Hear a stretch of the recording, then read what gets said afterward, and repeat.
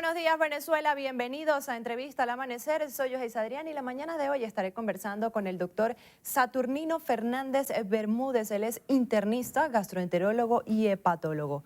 Bienvenido, doctor. Muchas gracias por su invitación. Gracias por permitirme expresar a través de usted y de las cámaras a todo el país sobre el tema que vamos a conversar hoy.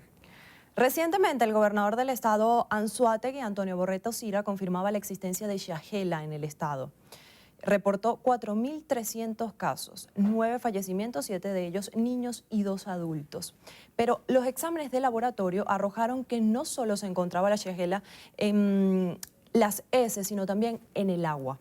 Conociendo esto, doctor, ¿cómo se contagia esta bacteria? Sí, la Shigella, que pueden ser varias de las Shigella, disenteria, Flesneri, Sonei, cualquiera de ellas, se contamina generalmente con heces que van bien sea los reservorios de agua, que después son de consumo humano o son utilizados para regar.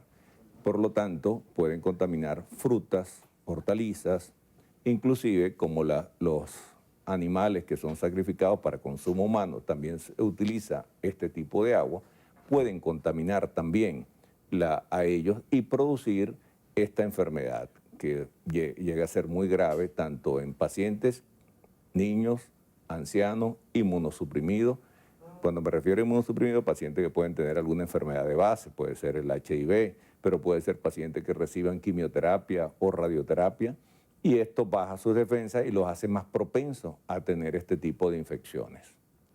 La infección de la Shigella produce en los pacientes fiebre, diarrea, vómito, dolor abdominal, los famosos retortijones que dice la gente que le duele mucho, pero produce una diarrea con moco, sangre, pujo, sensación de peso en el recto y una sensación inminente de ir a evacuar y que evacuaciones de poca cantidad.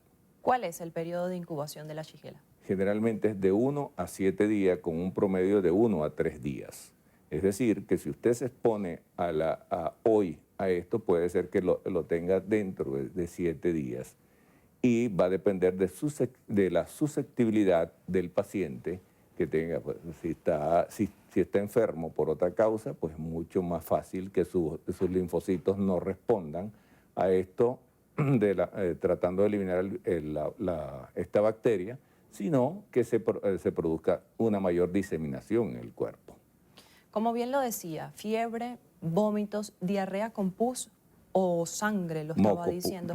En cuanto a la diarrea, siempre la necesidad del paciente es tratar de detenerla. ¿Esto puede resultar peligroso? Sí, esto es sumamente contraproducente. Los medicamentos que utilizan como antidiarreicos, loperamida o cualquier otro, son contraproducentes porque lo que hacen es, al detener el movimiento intestinal, la diarrea no es más que un mecanismo de defensa del intestino para eliminar algo que le está produciendo problemas. Si detenemos el tránsito intestinal, vamos a hacer que las bacterias proliferen y teniendo un medio más fértil para producir sus toxinas, estas pueden diseminarse más frecuentemente a toda la economía, a todo el organismo, y producir los síntomas que vimos como la fiebre, activación, por supuesto, activando todos los mecanismos inflamatorios, y esto puede llegar a ser sumamente grave. Entonces no se recomienda el uso de antidiarreicos por más que usted necesite salir de la casa o hacer cualquier otra cosa. ¿Cuál sería el proceso de diagnóstico de esta bacteria? Lo primero que debemos como médico es tener la sospecha clínica, saber que nosotros estamos enfrente de un paciente que tiene estos síntomas y sospechar. Entonces, esto parece una diarrea infecciosa bacilar o una diarrea infecciosa bacteriana, por lo cual necesitamos confirmarlo. Pedimos un examen de heces simple, como donde normalmente nos reportan, por lo menos cuando nosotros tenemos este tipo de pacientes que nos llegan a la clínica La Floresta o al Hospital Universitario de Caracas, pedimos los exámenes de laboratorio y nos reportan leucocitos más de 100 por campo, con hematíes, que es en glóbulos rojos, ahí, y eso te hace pedir que hagas el cultivo.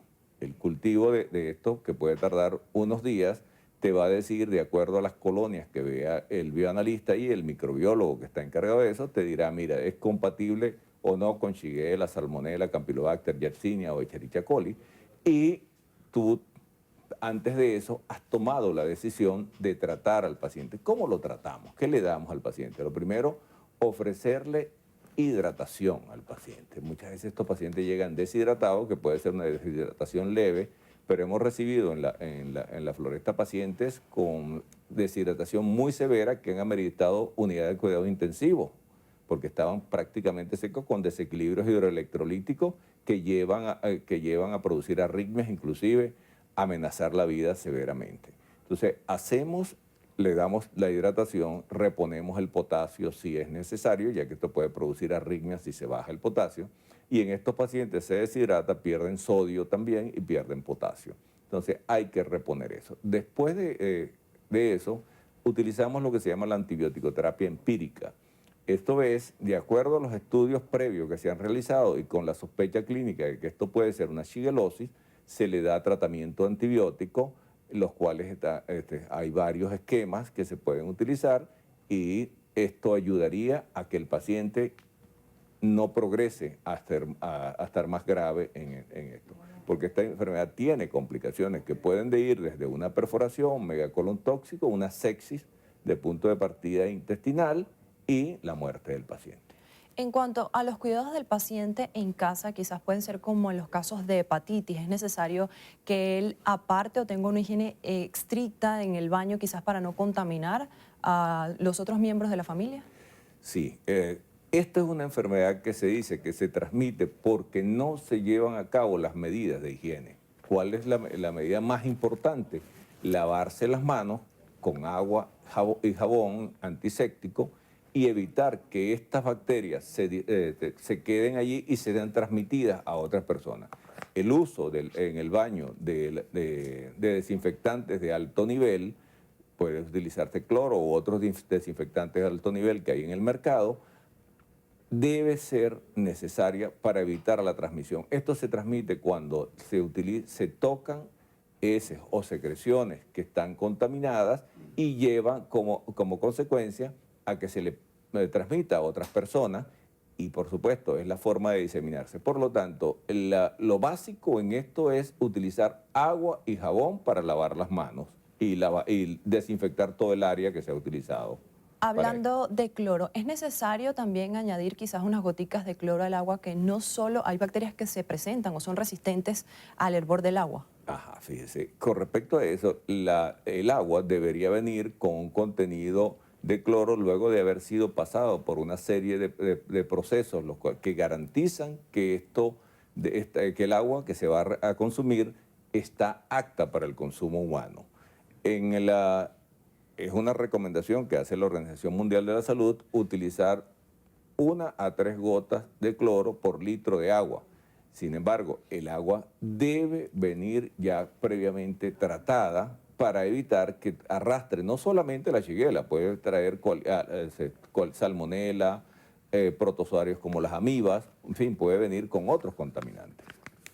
La Shigella suele ser más agresiva en niños y en adultos mayores, doctor. Eso tenemos que tenerlo presente. Muchísimas gracias por acompañarnos en Entrevista al Amanecer. Gracias a ustedes por invitarnos y bueno, estaremos siempre dispuestos a colaborar con ustedes. Gracias.